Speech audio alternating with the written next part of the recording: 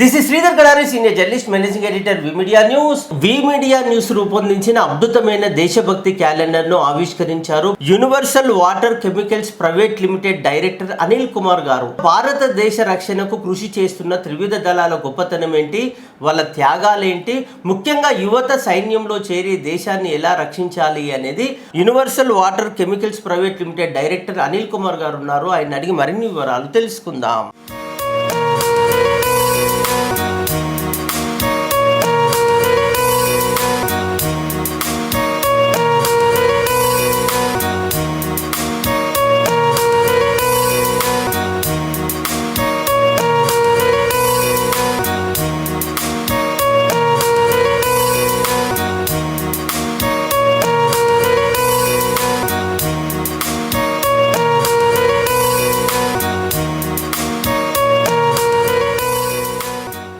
చాలా సంతోషంగా ఉంది అండ్ థ్రిల్ అయ్యాను కూడా. నేను జనరల్గా క్యాలెండర్స్ అన్నప్పుడు మన దేవుళ్ళవి తర్వాత అసోసియేషన్స్ అవి ఉంటాయి, కానీ విమీడియా వాళ్ళు వినూత్నంగా దేశభక్తిని చాటుతూ సైనికుల పైన క్యాలెండర్ కూడా అది నా చేత రివీల్ చేయించడం నేను అదృష్టంగా భావిస్తున్నాను.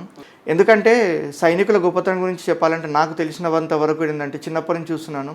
అసలు సైనికుడికి వెళ్ళడం అనేది చాలా గొప్పతనం. అది ఎంతో ధైర్య సాహసాలతో కూడుకొని ఉన్నది.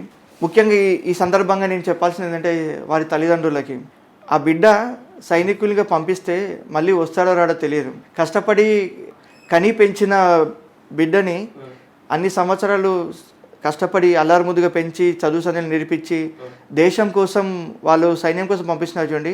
ఫస్ట్ ఆఫ్ ఆల్ వాళ్ళకి హ్యాట్స్ ఆఫ్ చెప్తున్నాను. ఎందుకంటే ఎంతో ధైర్యం ఉంటే తప్ప అది ఆ డిసిషన్ తీసుకోలేరు, అది అందరికీ రాదు కూడా. అండ్ దేశానికి ఎంతో కొంత సపోర్ట్ చేయాలి మా వల్ల అనేది అందరు దేశం కోసం ఏదో ఒకటి చేస్తుంటారు, కానీ ఇలాంటి సాక్రిఫికేషన్ అనేది అది ఎవరు కూడా ఊహించలేదు. వాళ్ళకి ముఖ్యంగా ధన్యవాదాలు. వాళ్ళకి ప్రతి సైనికుల యొక్క తల్లిదండ్రులకి వాళ్ళ ఫ్యామిలీ మెంబర్స్కి నా ధన్యవాదాలు.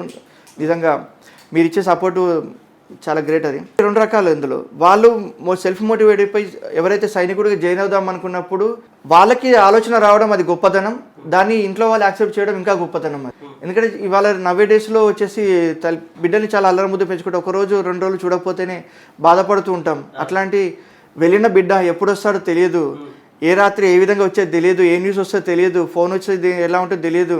అసలు ఒక యుద్ధం అనౌన్స్మెంట్ జరిగిన తర్వాత ప్రతి క్షణం బిక్కుమంటూ న్యూస్లో ఏమొస్తుందో, ఫోన్ ఏమొస్తుందో, ఆ టార్చర్, ఆ టెన్షన్ అనేది ఎంత బాధను అనుభవిస్తూ. ఇంకా ఒకవేళ కనుక మ్యారేజ్ అవుతే ఆ వైఫ్కి ఆ పిల్లలకి అసలు వాళ్ళ బాధ ఎంత ఉంటుంది అసలు నిజంగా. సో ఇంత ఫ్యామిలీని సాక్రిఫైస్ చేసి దేశం కోసం అతడు ఆ నిర్ణయం తీసుకొని అక్కడ వెళ్ళిన తర్వాత మనం వింటుంటాం -50 degrees +50 degrees temperature, -50 degrees temperature. అలాంటి ప్లేస్లో ఉంటూ తిండి ఉండదు, వాటర్ ఉండదు, పడుకోవడానికి ప్లేస్ ఉండదు, కప్పుకోవడానికి గుడ్డ ఉండదు. అసలు కనుచూపు మేరలో ఇవాళ మన సోషల్ మీడియా అవన్నీ మొత్తం 10 మంది సోషలైజ్గా తిరుగుతున్నాం. అక్కడ వాళ్ళకి కనుచూపు మేరలో మా పలకరిద్దామన్న పర్సన్ కూడా ఉండరు. అలాంటి సిచ్యువేషన్లో ఒక మెంటల్ టెన్షన్ ఎలా ఉంటుంది, అలా ఉంటూ ప్రతి క్షణం అలర్ట్గా ఉంటూ ఎక్కడి నుంచి ఎవడేమొస్తాడో తెలిస్తే చెప్పలేము. అలాంటి చూసుకుంటూ బార్డర్లో వాళ్ళని దాటి వస్తే దేశంకి ప్రాబ్లం అవుతుందని చెప్పేసి తెలిసి వాళ్ళ ప్రాణాలు పోతున్న చివరి శ్వాస వరకు కూడా ఒంట్లో బుల్లెట్ దిగుతున్న, బాంబు పడి శరీరం ఛిద్రమైపోతున్న, అసలు చివరి క్షణం వరకు చివరి శ్వాస వరకు కూడా దేశం కోసం ఆలోచిస్తూ వాళ్ళు కష్టపడి చేస్తున్నారు. నిజంగా ప్రతి ఒక్క జవానికి, ప్రతి ఒక్క సైనికుడికి నా హ్యాట్స్ ఆఫ్ అండి.